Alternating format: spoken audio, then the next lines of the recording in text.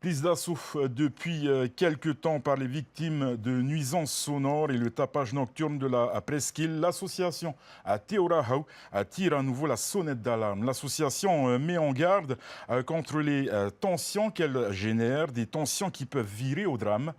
Voyez le témoignage de ces victimes.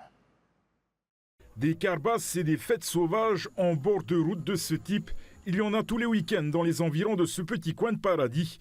En face de la plage de Maui à Oahu, un couple de sexagénaires redoute le week-end, synonyme de stress. La musique trop forte va jusqu'à les obliger à fuir leur domicile. Les nuisances sonores, ça affecte notre santé. On est stressé, on est anxieux, on est irritable et puis on fait des insomnies. Quelques centaines de mètres plus loin, c'est une autre famille qui subit les vibrations des carbasses au quotidien. Après 22 heures, ils viennent et puis ils mettent leur basse à fond, la caisse. Du coup, toi, tu dors, tu te réveilles, tu appelles les gendarmes, tu dors plus.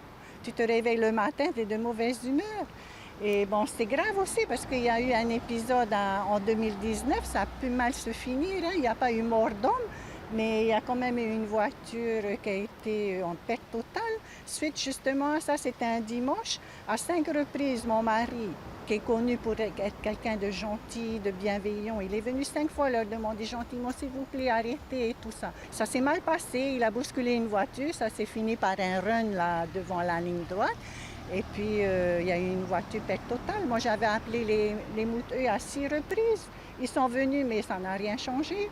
Et dans certains quartiers de Veirao et Tehupo, ce sont les boombox qui sévissent. Et leurs propriétaires s'adonnent généralement à la consommation d'alcool et de drogue, un environnement malsain qui peut déboucher sur des violences.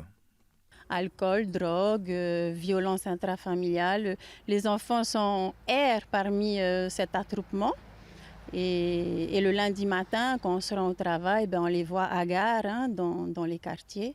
Évidemment, ce sont des enfants qui seront absents du banc de l'école. Hein. Les premières victimes, c'est eux, ce sont leurs enfants. Et les victimes suivantes, ce sont nos enfants à nous, parce que nos enfants subissent ces violences verbales, ces violences physiques. Mes enfants, je suis obligée de les enfermer dans leur chambre en leur mettant des casques sur les oreilles pour ne pas qu'elles entendent ce qui se passe à côté. Malheureusement, leurs enfants vont devenir les auteurs des faits dès lors qu'ils atteindront l'âge de l'adolescence. Des violences verbales et physiques de plus en plus récurrentes qui invitent à la prudence. Il y a la musique, la basse, il y a les cris, il y a les bagarres, parce que ça vient jusque sur la route chez nous, devant chez nous. Et c'est un problème aussi qui parfois déborde sur des violences physiques. Certaines victimes ici sont victimes de violences physiques également. Il faut les réprimander, il faut que la police municipale passe et donne des amendes.